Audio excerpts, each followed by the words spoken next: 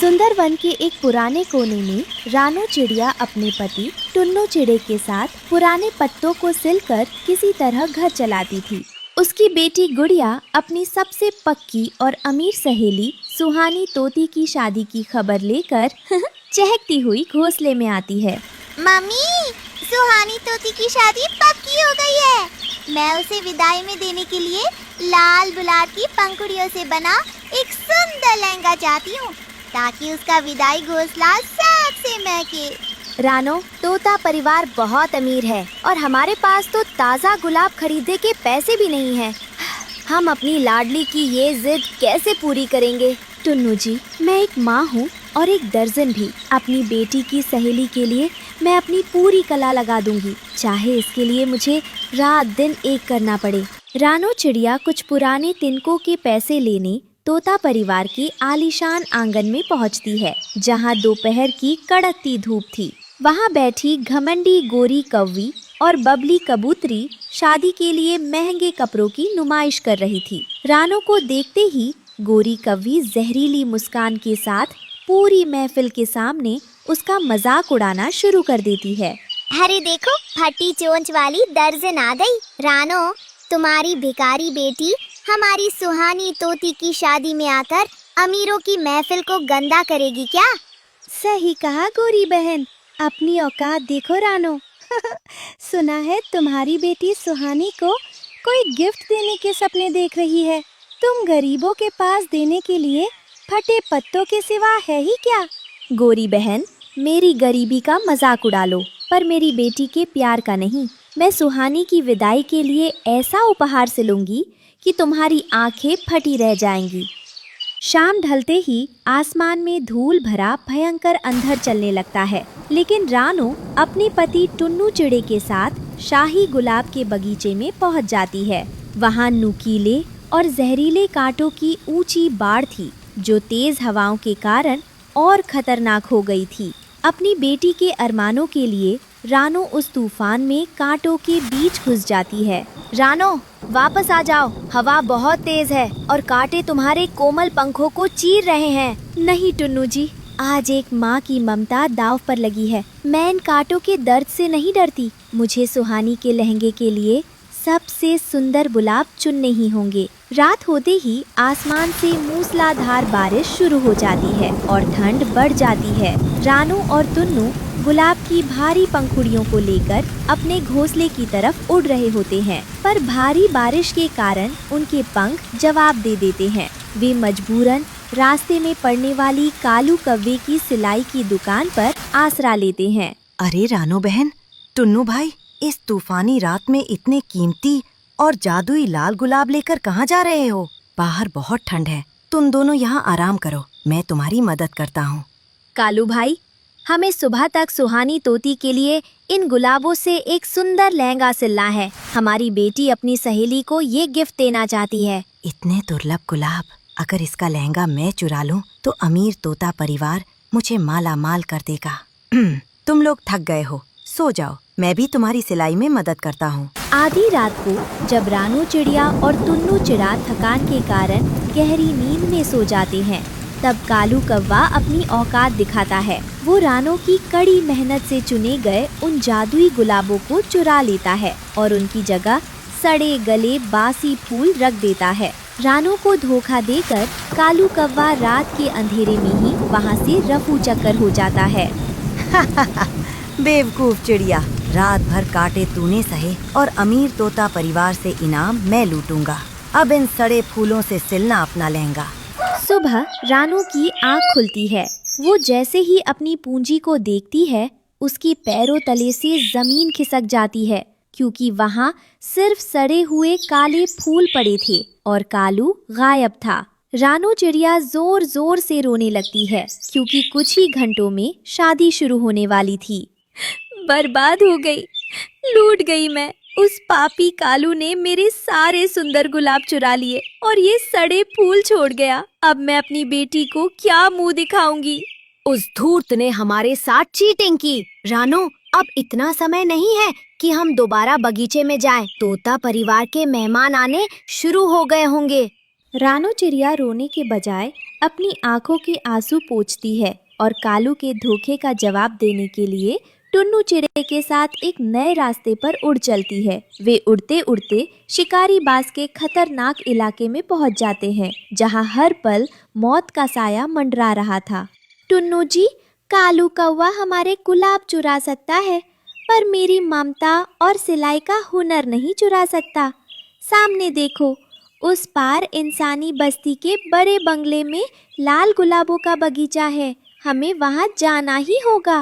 रानो, धीरे बोलो।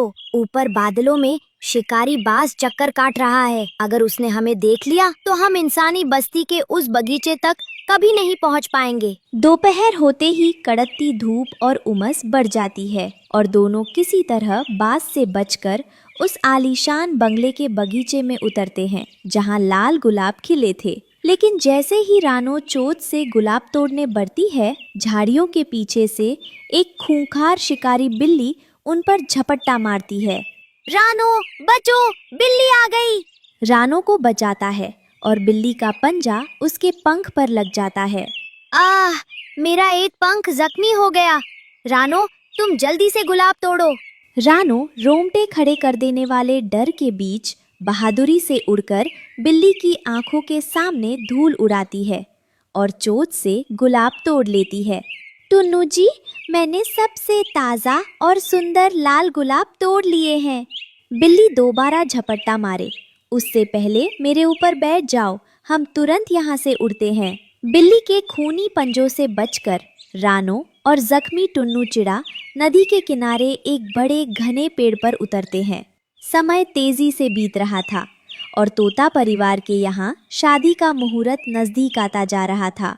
टुन्नू जी, सूरज सिर पर आ गया है और बिना मजबूत धागे के मैं इन भारी गुलाब की पंखुड़ियों को आपस में कैसे जोड़ूंगी?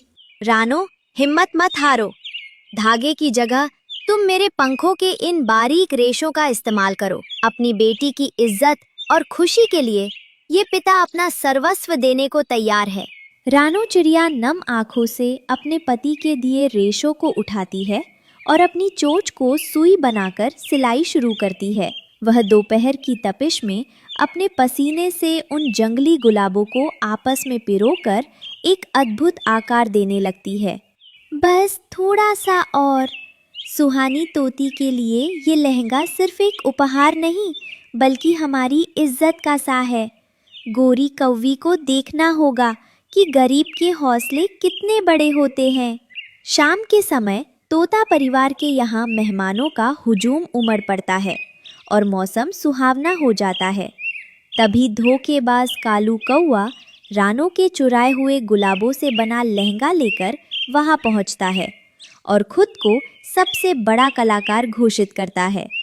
गोरी कौवी और बबली कबूतरी उसके सामने रुपयों की थैली फेंकती हैं और उसकी वाहवाही करती हैं।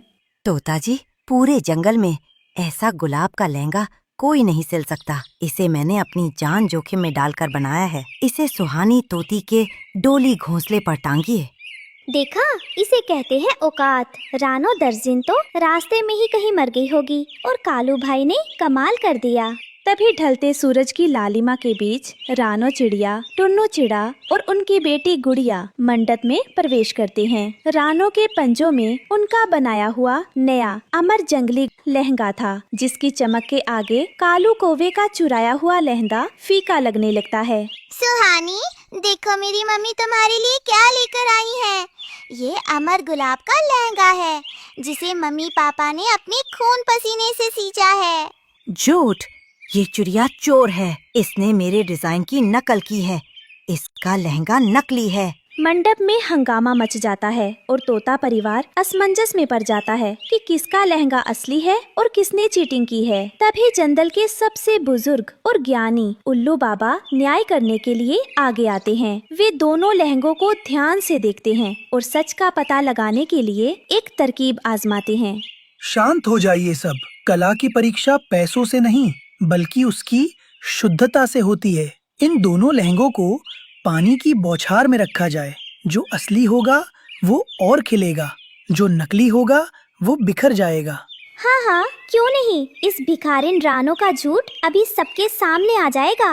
रात होते ही आसमान में ठंडी हवाएं चलने लगती हैं और दोनों लहंगों पर पानी की बौछार की जाती है। कालू कौवे का चुराया हुआ लहंगा पानी पड़ते ही बिखरने लगता है और उसकी पंखुड़ियां सड़कर गिरने लगती हैं। लेकिन रानो का अमर जंगली गुलाब का लहंगा पानी की बूंदों से और ज्यादा चमकदार और महकने लगता है, जिससे उसकी खुशबू पूरे वन में फैल जाती है। धूर्त कालू, तुम्हारा झूठ पकड़ा गया। इस लहंगे की पंखुड़ियां रानो के पसीने से जुड़ी हैं और तुम्हारे लहंगे में चोरी की बू आ रही है। तुमने रानो के साथ चीटिंग की है।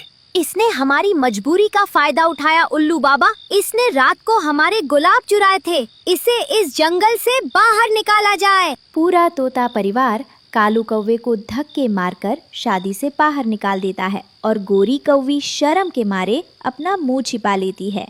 रानो चाची, आपने मेरी विदाई को स्वर्ग जैसा सुंदर बना दिया। गोरी चाची के सोने के तार इस ममता के लहंगे के आगे मिट्टी के समान है। रानो बहन, मुझे माफ कर दो। मैंने तुम्हारे सीधेपन का और तुम्हारी गरीबी का मजाक उड़ाया। आज तुमने साबित कर दिया कि माँ की ममता से बढ़कर दुनिया में कोई दौलत नहीं है। अगली सुबह जब सुनहरी धूप खिली तो सुहानी तोती का डोली घोंसला उस महकते हुए लहंगे की खुशबू के साथ नए सफर पर रवाना हुआ। पूरे जंगल के पक्षियों ने रानो और टुन्नों के ऊपर फूलों की वर्षा की और उनकी ममता को सलाम किया। मेरी बच्ची, आज तुम्हारी सहेली खुश है और इस माँ की सिलाई सफल हुई। हमेशा याद रखना, ईमानदारी और मेहनत की कभी हार नहीं होती। पूरा सुंदरवन रानो चिड़िया की जय जयकार करता है और कहानी एक बेहद भावुक मोड़ पर समाप्त होती है। इस कहानी से हमें सीख मिलती है कि धोखे और चीटिंग की उम्र बहुत छोटी होती है। माता पिता का सच्चा त्याग, मेहनत और ईमानदारी हर तूफान को पार करके जीत ही जाती है।